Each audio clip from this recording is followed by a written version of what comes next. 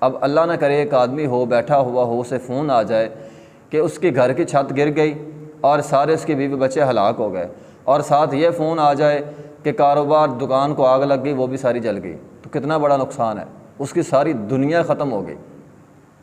تو اتنا نقصان اس آدمی کا ہوتا ہے، یہاں تو صرف مہنگائی ہے، لوگ پریشان ہیں، اتنا نقصان اس آدمی کا ہوتا ہے دین کے لحاظ سے، جو آدمی عصر کی ایک نماز چھوڑتا ہے۔ لیکن کیا ہم میں کبھی پریشانی ہوئی؟ کبھی نہیں ہوئی، کیونکہ آخرت پر ہمارا یقین نہیں ہے۔ آخرت پر ہمارا یقین نہایت کمزور ہے، یقین تو ہے، بہت کمزور یقین ہے ہمارا آخرت پر۔ اسی وجہ سے آج ہمارا تقوی کمزور ہے، ہمارا ایمان کمزور ہے، اور ہم جو ہے وہ اپنے رب سے ڈرتے نہیں ہیں۔